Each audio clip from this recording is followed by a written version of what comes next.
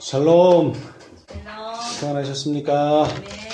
네, 주님의 은혜 가운데 또 귀한 안식일 하나님의 말씀으로 은혜 받는 한 시간 되시기 바랍니다. 아멘. 자, 우리 다 함께 마가복음의 말씀을 보겠습니다. 마가복음 11장입니다. 예수님께서 호산나 찬송 소리를 들으면서 예루살렘 성에 들어가시려고 했던 날이 무슨 요일입니까?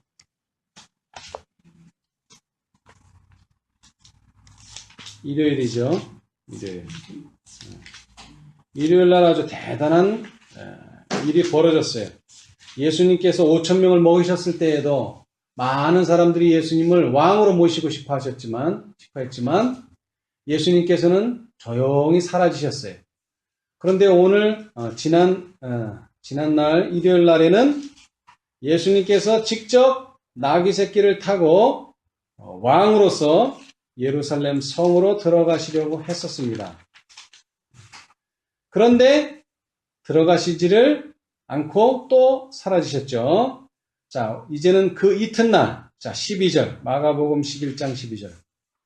여기서 말하는 이튿날이라고 하는 것은 예수님께서 예루살렘 성으로 들어가시려고 했던 놀라운 사건이 있은 다음 날, 저희가 베다니에서 나왔을 때에 예수께서 시장하신지라 멀리서 잎사귀 있는 한 무화과 나무를 보시고 혹 그 나무에 무엇이 있을까 하여 가셨더니 가서 보신즉 잎사귀 외에 아무것도 없더라. 이는 무화과의 때가 아님이라.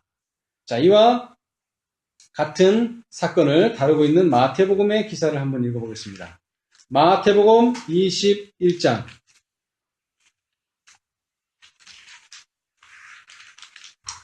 마태복음 21장.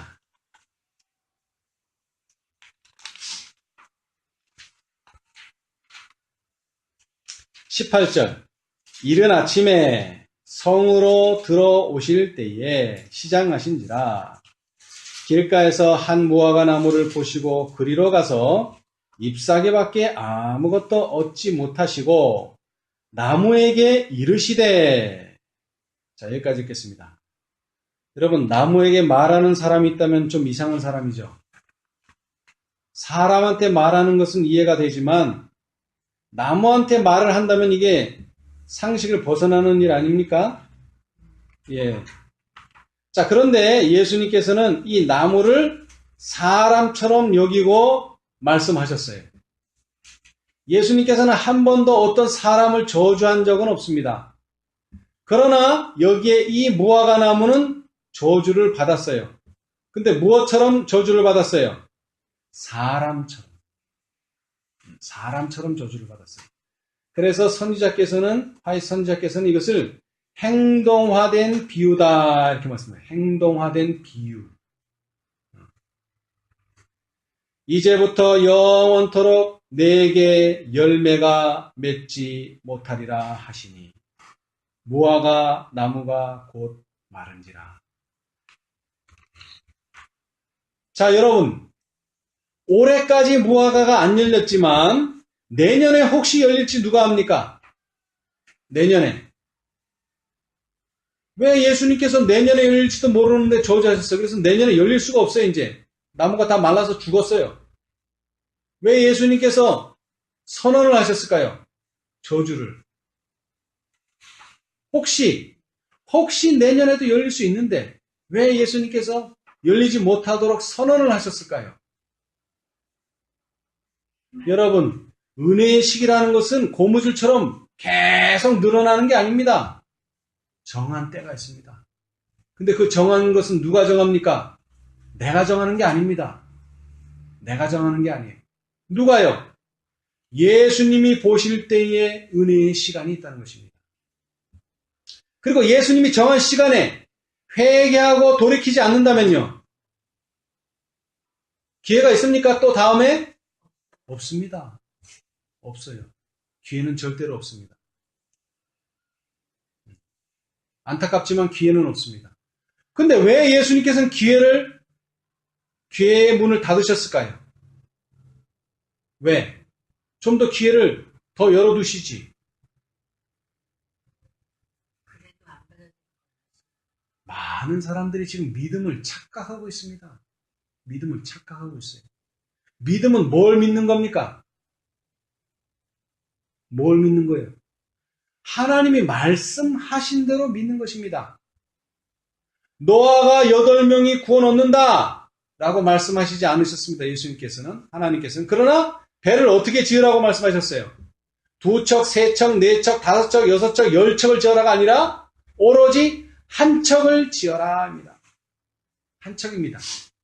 그러면은 사람이, 한 척에 탈 수 있는 사람이 수백 명, 수천 명, 수만 명 되는 게 아니죠? 분명히 인원이 제한되어 있어요. 그러나 예수님께서는 정확히 몇 명이 들어갈 것은 말씀하지 않으셨지만 이미 예수님은 몇 명이 들어갈 것을 보셨어요. 그래서 한 척의 배를 지으라고 하셨고 그 사람이 충분히 살만한 공간과 짐승들이, 가정한 동물은 한 쌍, 정한 동물은 7쌍이 충분히 살 완전한 충분한 공간을 만들어 놓을 만큼만 짓게 하셨습니다. 우리는 그것을 믿는 것입니다. 14만 4천인도 마찬가지죠. 거기에 주어진 모든 조건과 거기에 주어진 모든 관련된 진리들은 우리는 있는 그대로 받아들일 뿐입니다. 그것이 왜 적냐 많냐, 왜 이렇게 제한이 돼 있냐 없냐, 그것은 우리의 믿음과는 관계없는 이야기입니다. 예수님께서는 한 번도 사람에게 저주를 내리신 적은 없습니다. 그러나 무엇을 하신 적은 있습니까? 무화과 나무를 저주하신 적은 있습니다. 근데 이 무화과 나무가 누구를 상징했습니까? 정확히 말하자면 유대 민족을 상징했죠. 자, 우리 한번 보겠습니다. 시대의 소망.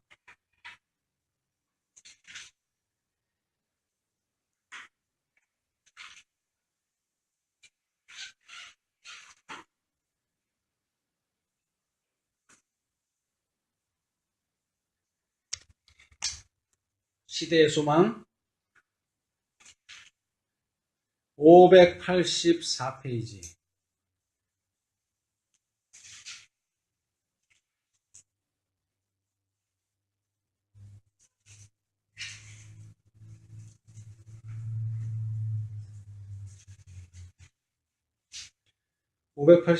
구속역사 846페이지 보시면 왼쪽 단에 위에서 첫 번째 문단에 그리스도께서 예루살렘을 방문하시기 전에 말씀하신 무화과 나무의 비유는, 자, 지금 예수님께서 어디 가고 계세요?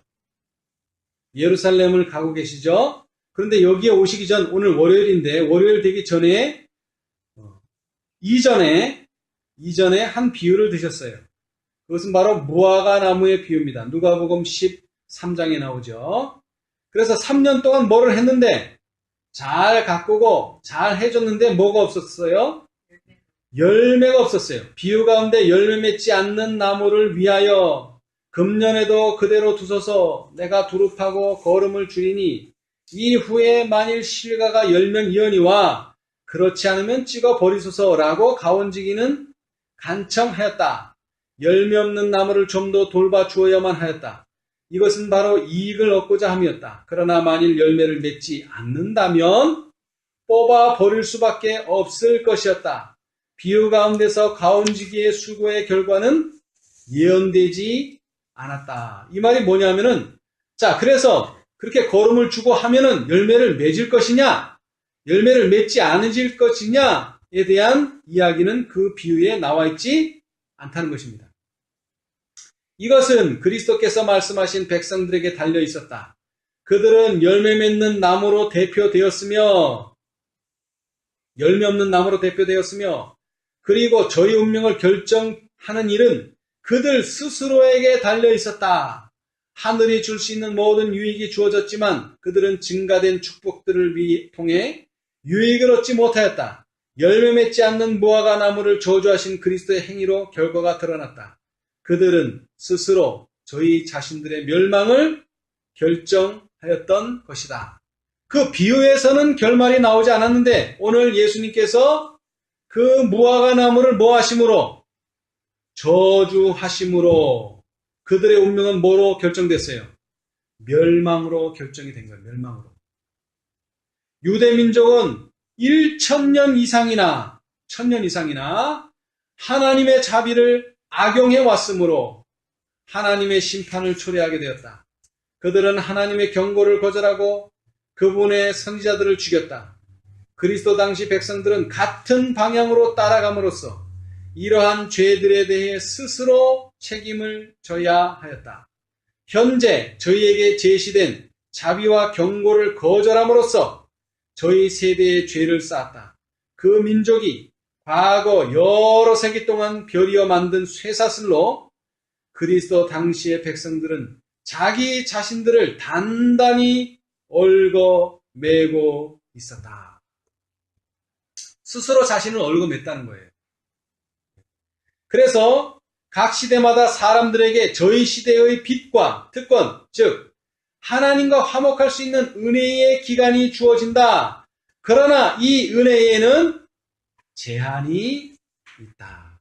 자비는 여러 해 동안 간청하지만 멸시와 거절을 당한다. 그러나 자비가 마지막 탄원을 할 때가 온다. 마음이 매우 굳어져서 성령의 감화에 응답하기를 그친다. 그때에 상냥하고 마음을 사로잡는 음성이 죄인에게 더 이상 간청하지 않으며 책망과 경고도 그친다. 오늘날 우리를 얽어매는 줄들이 상당히 많이 있습니다.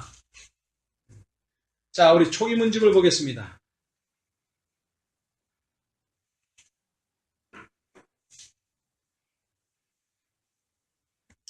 우리 초기 문집 240페이지.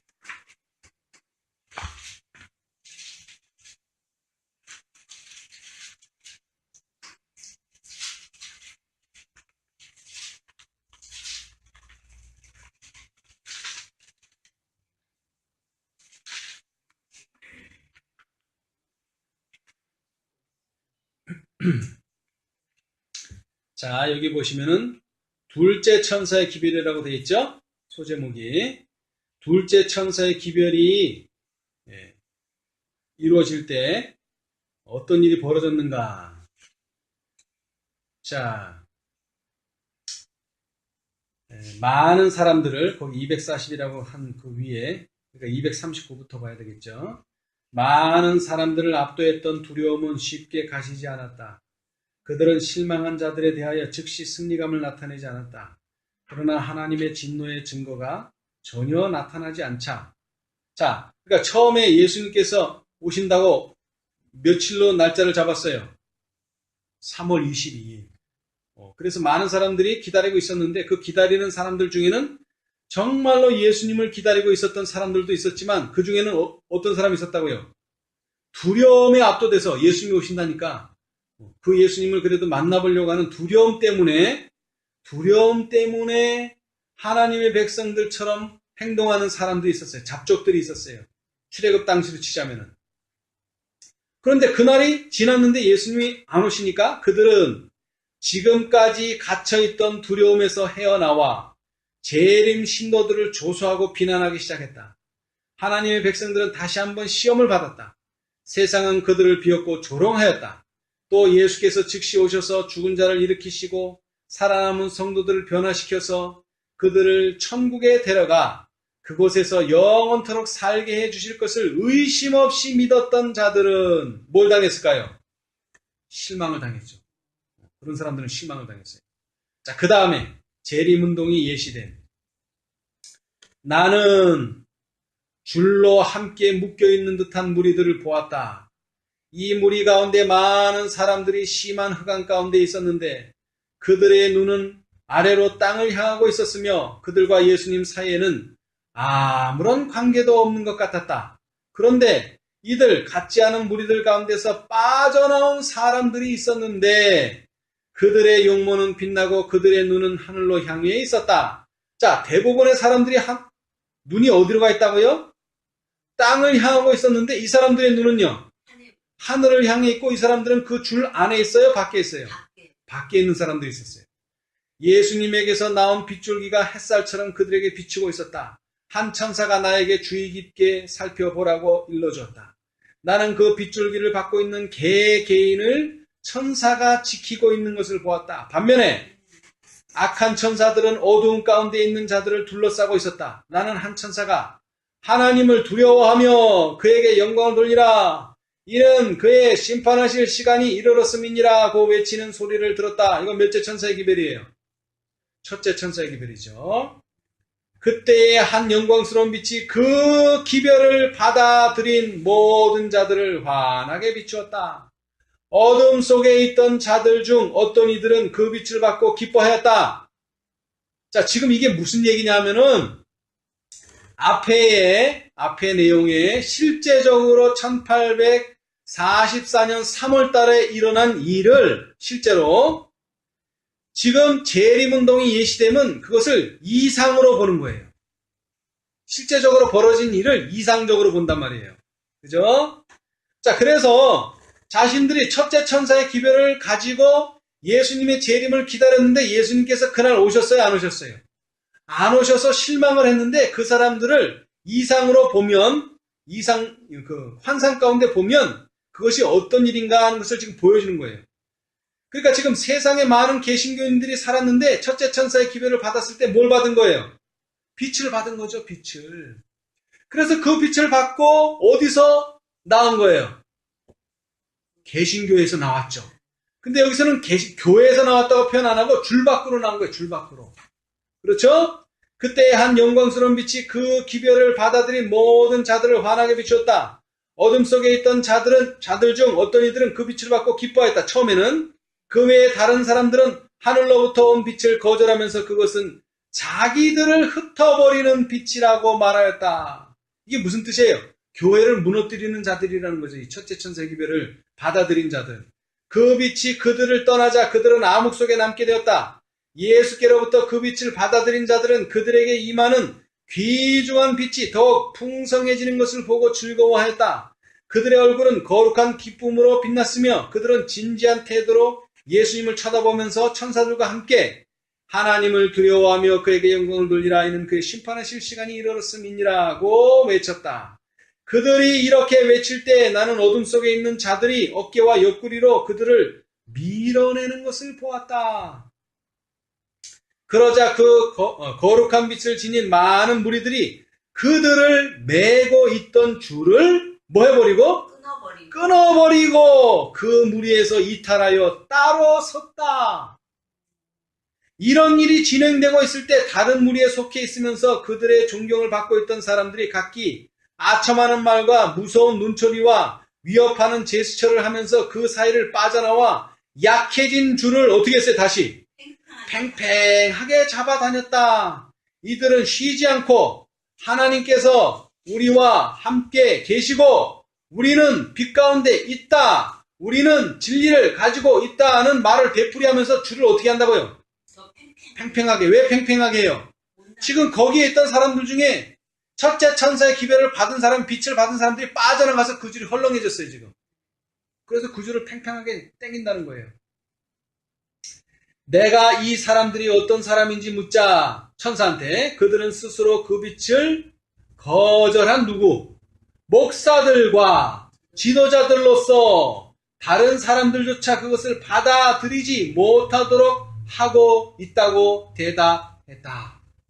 나는 빛을 지니고 있던 자들이 열렬한 소망으로 위를 쳐다보면서 예수께서 오셔서 그들을 데려가 주시기를 고대하고 있는 것을 보았다. 곧 구름이 일어나 그들을 뒤덮었으며 그들의 얼굴은 슬픈 빛을 띠었다. 나는 이 구름의 원인이 무엇이었냐고 물었더니 그는 그 원인이 저들의 실망이라고 말해줬다. 그 빛을 받고 감사하고 이렇게 기쁨으로 나왔는데 실제로는 뭐예요? 예수님이 안 오셔가지고 실망을 당하게 됐죠. 그래서 구름이 덮였단 말이에요. 그 사람들한테. 그죠? 그래서 그 구름의 원인이 뭐냐 그랬더니 실망이다. 3월 22일 날 오기로 하신 예수님이 안 왔다는 거예요. 이미 줄 밖으로는 나왔는데. 그들이 주님께서 오시기를 기다리던 시간이 지나갔으나 예수님은 오시지 않았다. 기다리던 자들이 실망하자 내가 이전에 보았던 목사들과 지도자들과 빛을 거역한 모든 자들이 심히 기뻐했다. 사단과 그의 천사들 역시 기뻐 날뛰었다. 그때 나는 또 다른 천사가, 이거 몇째 천사예요 이제? 둘째 천사가 무너졌도다 무너졌도다 큰 성 바벨론이여 하는 음성을 들었다. 한 줄기의 빛이 실망 가운데 있는 자들을 비췄고 그들은 예수님의 나타나심을 열망하며 그분에게로 그들의 눈을 다시 고정시켰다. 나는 수많은 천사들이 바벨론이 무너졌다고 외치는 자들과 합세한 것을 보았는데 이 소리는 다시 보라 신랑이로다 맞으러 나오라는 외침과 연합하였다. 자, 이것이 뭐예요? 다시 날짜를 정하게 됐죠? 3월 22일에서 10월 22일로. 네. 이 천사들의 음악적인 외침은 도처에 퍼져나가는 것 같았다. 지극히 밝고 찬란한 빛이 그 빛을 받아들인 자들을 둘렀다. 그들의 얼굴은 영광으로 빛났으며 그들은 보라 신랑이로다 하고 외치는 천사들과 연합하였다. 그들이 서로 다른 여러 무리 가운데서 이 연합된 외침을 계속하고 있을 때에 빛을 거절한 자들이 그들을 밀치면서 성난 얼굴로 쏘아보며 경멸의 표정을 지었다. 사단과 그의 천사들이 저들을 어둠으로 둘러싸고 저들로 하여금 하늘에서 온 빛을 받아들이지 못하도록 하려고 할 때 하나님의 천사들은 핍박당하는 자들 위를 날고 있었다.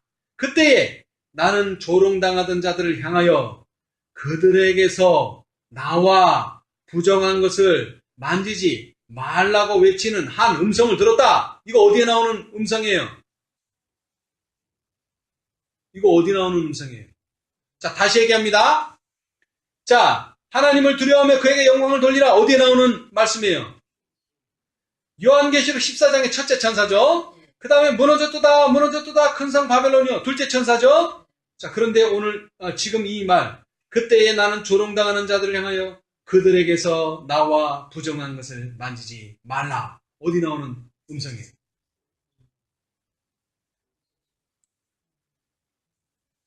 고린도서에 있는 말씀이죠. 고린도서에 있는 말씀. 근데 그 고린도서에 있는 말씀은 어디하고 연관되어 있어요? 계시록 18장. 너는 뭐 하지 말라? 그 죄에 참여하지 말라. 그 참여하지 말라니까 어떻게 해야 돼요? 나와야지. 그들에게서 나와 부정한 것을 만지지 말라. 부정한 것을 만지면 나도 부정해지니까 나와야 되는 거예요. 그 외치는 한 음성을 들었다. 이 외침에 따라서 또 어떤 사람들이 생겼어요.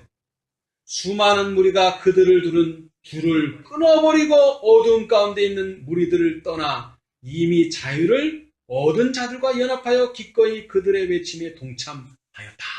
자, 잘 들으세요. 첫째 천사의 기별로 말미암아 줄을 끊어버린 자가 있어. 그 다음에는 또 뭐 어떤 자들이 있어? 둘째 천사가 아니고 둘째 천사의 합세한 보라 신랑이로다 맞으러 나오라는 그 음성을 듣고 있던 자들이 다시 어떤 음성을 듣고 그들에게서 나와 부정한 것을 만지지 말라는 음성을 듣고 또 줄을 끊고 나오는 두 번째 무리가 나타난 거죠. 그래서 이 두 번째 무리는 이미 남아있던 첫 번째 무리와 뭐 하는 거예요? 이제 연합하는 거죠. 네, 연합하여.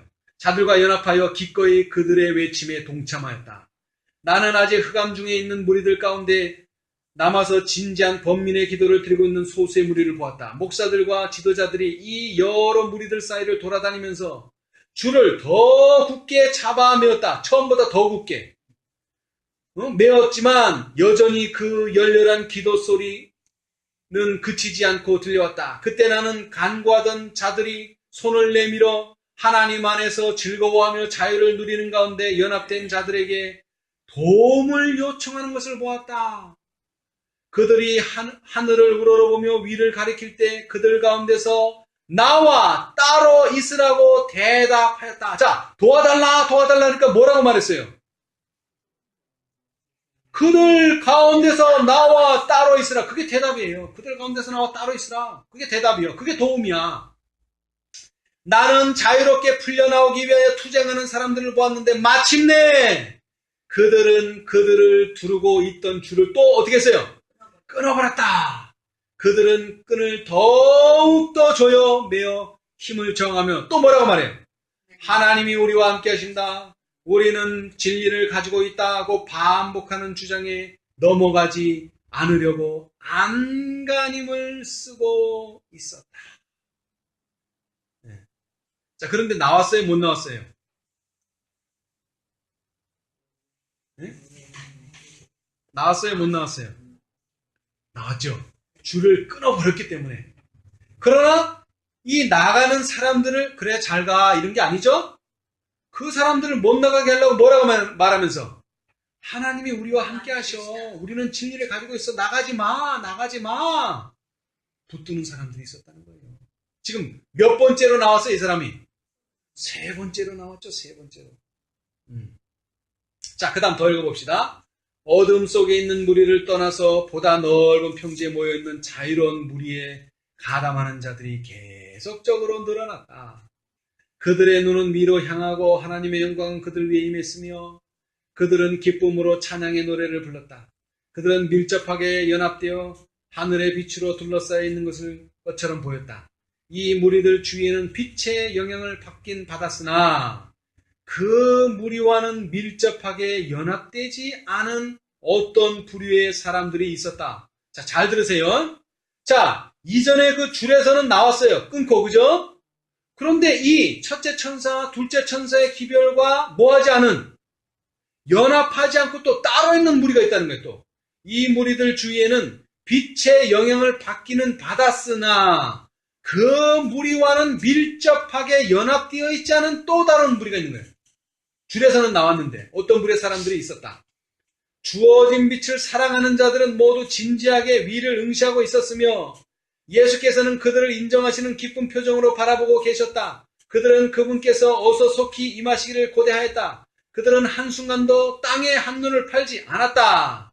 그러나 다시 또 뭐가 왔어요? 다시 또 구름이 기다리던 자들 위를 덮었고 그들의 지친 눈이 아래로 향하는 것을 보았다. 이게 또 뭐예요? 10월 20일 날 오시기로 했는데 예수님이 안 오신 거예요. 그래서 이번에는 또 그들의 눈이 하늘만 바라보고 있던 눈이 어떻게 됐어요? 또 다시 땅을 바라보게 됐죠. 내가 그렇게 되는 이유를 묻자 나를 수행하는 천사는 그들은 다시 저들이 바라던 일에 실망하였다. 예수께서는 아직 이 땅에 재림하실 수 없다. 그들은 그분을 위하여 더 큰 시련을 겪어야 한다. 이 더 큰 시련이 뭐예요? 더 큰 시련이 뭐예요? 일혈협령이죠. 일혈협령. 네. 더 큰 시련을 겪어야 한다. 일혈협령을 또 성경은 뭐라고 표현했어요? 짐승과 그의 우상과 그 짐승의 수를 뭐 해야만 돼요? 이겨야만 된단 말이에요. 그 이기는 과정이 지금 필요한 거예요. 그들은 인간의 전통과 오류를 버리고 전적으로 하나님과 그분의 말씀으로 돌아가야 한다. 근데 지금 선지자께서는 뭐라고 얘기했어요? 천사의 말을 인용해서. 뭐를 해야 된다고요? 일혈협령을 통과해야 된다가 아니죠? 뭐라고요? 인간의 모학과 전통과 인간의 오류를 버리고 자, 왜 재림운동을 하던 사람들이 두 번이나 실망을 하게 됐죠? 왜 실망을 하게 됐어요? 인간의 오류를 그대로 받아들인 거예요. 성서는 뭐다? 세상이다. 세상을 정결케 하시기 위해서 예수님이 오셔야 된다. 그 세상의 성서로 가는 오류를 인간적인 견해를 받아들인 거예요. 세상의 견해를. 그래서 실망을 당하게 됐던 거예요.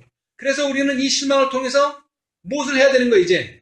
앞으로 오는 빛들, 앞으로 오는 진리들은 율법과 증거의 말씀을 통해서 하나하나 검증을 받아서 절대로 인간의 전통과 인간의 오류가 섞이지 않은 그대로의 진리를 받아들여야 된다는 거죠. 그들은 인간의 전통과 오류를 버리고 전적으로 하나님과 그분의 말씀으로 돌아가야 한다. 저들은 깨끗하게 되고 희어지고 단련을 받아야 한다. 그 혹독한 시련을 견디는 자들은 영원한 승리를 얻게 될 것이다. 아멘. 이것이 하나님께서 과거의 재림운동을 어떻게 이상적으로 계시로 보여주셨는가 하는 것입니다. 놀랍지 않습니까, 여러분? 이게 그냥 윌리엄 밀러가 믿다가 보니까 그렇게 된 데가 아니에요. 다 하나님께서 계획하셨고 하나님께서 이미 예언하신 일이 윌리엄 밀러를 추종하던 재림을 기다리던 모든 사람들에게 똑같이 이루어졌습니다. 자, 오늘 예수님께서 왜 무화과 나무를 저주하셨습니까? 이것은 예언입니다. 예루살렘이 뭐가 선언됐다고요? 멸망이. 당장 내일 멸망하지는 않습니다. 그러나 예루살렘은 뭐 하기로? 멸망되기로 결정이 난 것입니다. 그러나 그 결정은 예수님이 내린 결정이 아닙니다. 누가 내린 결정입니까? 유대인 본인들이 스스로 한 결정입니다. 자, 다시 읽겠습니다. 열매 맺지 않는 무화과 나무를 저주하신 그리스도의 행위로 결과가 드러났다. 그들은 스스로 저희 자신들의 멸망을 결정하였던 것이다. 예수님께서 결정하셨기 때문에 멸망하는 게 아니고 그들이 결정했기 때문에 예수님은 선언을 내리신 거예요. 자, 출애굽 운동으로 돌아가 봅시다. 예수님께서는 12명의 정탐꾼을 보내도록 허락하셨습니다. 12명이 돌아왔어요. 아주 대단한 물건을 가져왔어요. 두 사람이 겨우 메고 오는 아주 큰 포도 한 송이를 메고 왔어요. 그것은 예수님이 말씀하신 그대로입니다. 젖과 꿀이 흐르는 땅이었었어요. 그런데 그 보고는 전혀 달랐어요. 2명은 들어갈 수 있다. 10명은 들어갈 수 없다.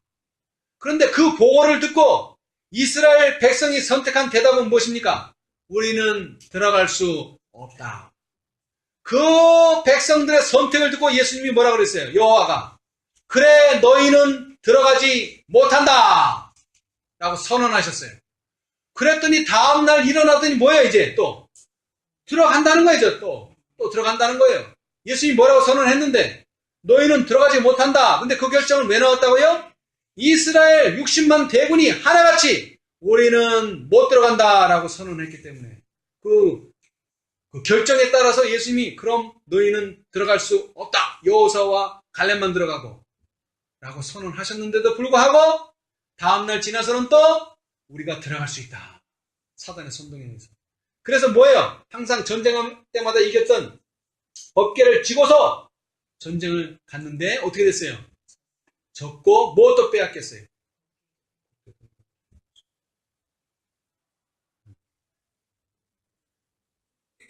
여러분, 오늘날 이 일은 반복될 것입니다. 자, 그런데 어떻게 반복될까요? 어떻게 반복될까요? 자, 여기 보겠습니다. 자, 각 시대의 587페이지, 구속의 역사 846페이지, 각 시대마다 사람들에게 저희 시대의 빛과 특권, 즉 하나님과 화목할 수 있는 은혜의 시간이 주어진다. 그러나 이 은혜에는 제한이 있다. 자비는 여러 해 동안 간청하지만 멸시와 거절을 당한다. 그러나 자비가 마지막 탄원을 할 때가 온다. 마음이 매우 굳어져서 성령의 감화에 응답하기를 그친다. 그때에 상냥하고 마음을 사로잡는 음성이 죄인에게 더 이상 간청하지 않으며 책망과 경고도 그친다. 그날이 예루살렘에 이르렀다. 예수께서는 운명젖은 도성을 보시고 괴로운 나머지 우셨으나 예루살렘을 구원하실 수는 없으셨다. 여러분, 결정이 난 다음에는 예수님도 어떻게 할 수가 없습니다. 전지전능하신 하나님이시지만 결정이 난 다음에는 번복할 수 없습니다. 자, 그러면 예루살렘을 구원하실 수 없는 반면에 예루살렘 성 안에 있는 사람 중에 구원 얻고자 하는 사람은요, 구원 얻을 수 있는 기회가 아직 있습니다. 그분은 모든 방편을 남김없이 다 쓰셨다. 하나님의 성령의 경고들을 거절한 이스라엘은 도움을 받을 유일한 방편까지도 거절하였다. 그들이 구원받을 수 있게 해줄 또 다른 능력은 없었다. 그러나 이것은 누구에게 주어진 선고라고요? 유대 민족에게, 유대 민족 전체에게. 그러나 아직 뭐가 남았다고요? 백성들 개인에게. 자, 여기 다시 한번 읽어보겠어요.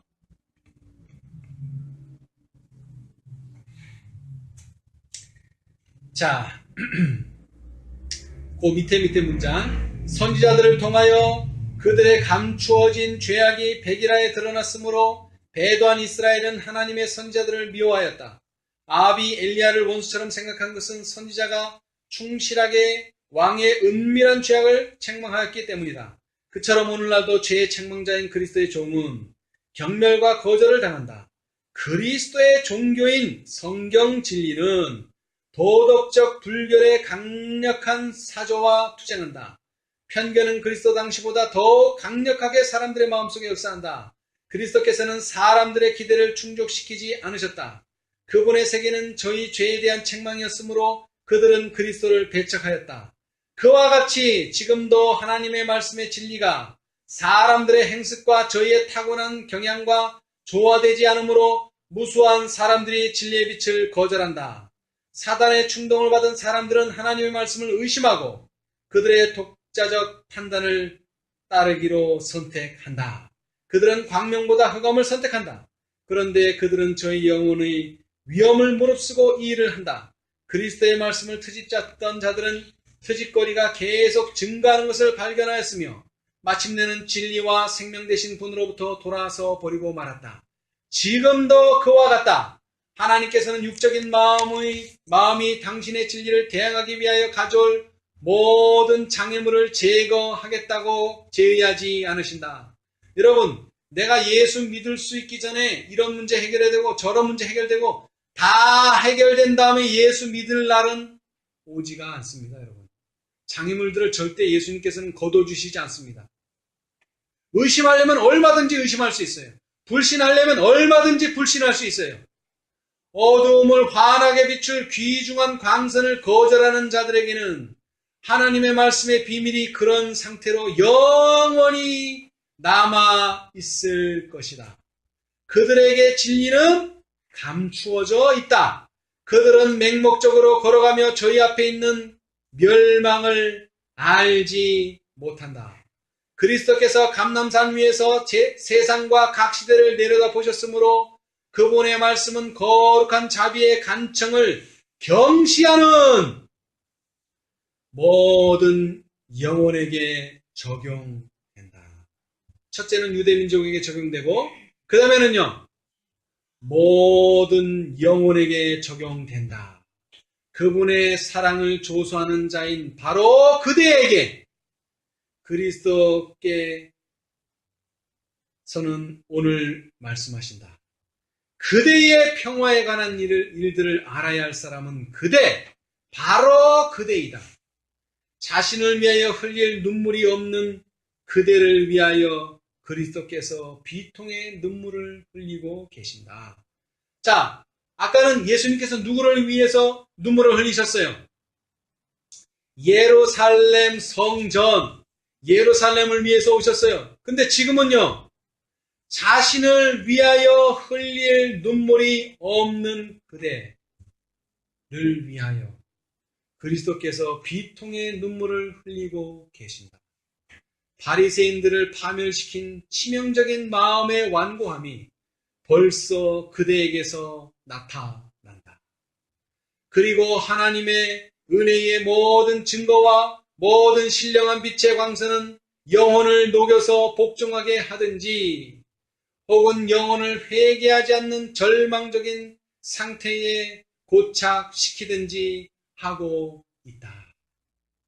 그리스도께서는 예루살렘이 완고하고 회개하지 않는 상태에 머물러 있을 것을 미리 보셨다. 자비를 거절한 모든 결과인 죄악이 그의 문에 놓인 것이다. 이와 같은 길을 따르고 있는 모든 영혼도 그처럼 될 것이다. 여호와께서는 이스라엘아, 내가 패망하였나니 땅이여 들으라. 내가 이 백성에게 재앙을 내리리니 이것이 그들의 생각의 결과라. 그들이 내 말을 듣지 아니하며 내 법을 버렸음이니라 고 선언하신다.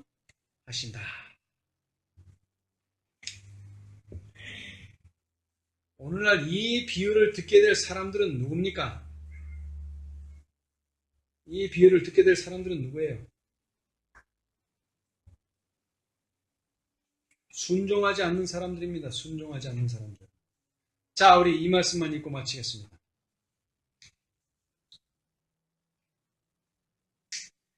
582페이지, 시대에서만 582페이지, 구속의 역사 845페이지, 왼쪽 단. 첫 번째 문단. 두 번째인가요? 무화과 나무를 저주하신 것은 행동화된 비유였다. 바로 그리스도의 면전에서 무성한 잎사귀로 의기양양하던 열매 없는 무화과 나무는 유대 민족의 상징이었다. 구주께서는 이스라엘의 파멸의 원인과 확실성을 제자들에게 가르쳐주고자 하셨다. 이러한 목적에서 예수께서는 나무에게 도덕적 특성을 부여하여 거룩한 진리의 해설자로 삼으셨다. 유대인들은 하나님께 대한 충성을 고백함으로 모든 다른 민족과 구별되었다. 그들은 하나님의 특별하신 총애를 받아왔으며 다른 모든 백성들보다 의로움을 주장하였다. 그러나 그들은 세상을 사랑하고 이득을 탐함으로 부패하였다. 그들은 지식을 자랑하였으나 하나님의 요구에는 무지하였고 위선으로 충만하였다. 열매 없는 나무와 같이 그들은 거만한 가지들을 높이 뻗고 외모로는 화려하고 눈에는 아름다웠으나 잎사귀 외에 아무것도 없었다. 장엄한 성전과 신성한 제단, 관을 쓴 제사장들, 인상 깊은 의식들을 가진 유대인의 종교는 과연 외모로는 아름다웠으나 겸손과 사랑과 자비는 부족했다. 오늘날 많은 교회에서 예배가 이루어지고 있습니다. 그러나 그 대부분의 예배는 어떤 예배입니까? 바리새인의 예배죠. 바리새인의 예배. 하나님이 예배를 원하신다, 제사를 원하신다 하고 제사를 드리기는 드리는데 뭐는 없어요. 그 제사 속에 겸손과 사랑과 자비와 실천은 없습니다. 그런 제사는 백날 드려봐야 소용이 없어요. 그래서 내가 제사를 원치 아니하노라 라는 말씀을 예수님께서 직접 하셨죠. 오늘 우리는 최고의 지식을 가지고 있고 제일 많이 아는 사람들입니다. 그러나 거기에 부응하지 못한다면 우리는 저주받은 무화과 나무 밖에는 될 것이 아무것도 없습니다. 이것은 오늘 우리에게 주시는, 나에게 주시는 예수님의 슬픈 기별입니다. 그러나 예수님께서 왜 이 말씀을 하시지 않으면 안 되었느냐 하면은 예수님께서 이 일을 하시지 않으면 어떻게 될까요? 사람들은 끝까지 하나님의 자비를 계속 악용할 것입니다. 예수님께서 3년 반 동안 생애하시면서 딱 한 번 저주하셨는데 그것도 사람이 아니라 무화과 나무였습니다. 그러나 그 무화과 나무는 유대 민족을 상징하는 것이었고 유대인을 상징하는 것이었습니다. 오늘날 우리는 최고의 진리를 가지고 있는 유대 민족이며 우리는 최고의 지식을 가지고 있는 유대인입니다. 그러나 우리가 겸손도 사랑도 자비도 예수님의 정신도 없이 예수님의 말씀에 완전한 순종을 다하지 않는다면 우리는 버려지는 저주받는 무화과 나무가 될 것입니다. 오늘 이 경고를 이 안식일에 다시 한번 기억하시면서 우리 모두 하나님이 바라시고 원하시는 마지막 열매 맺는 하나님의 자녀가 되시기를 간절히 바라면서 말씀 마치겠습니다. 감사합니다.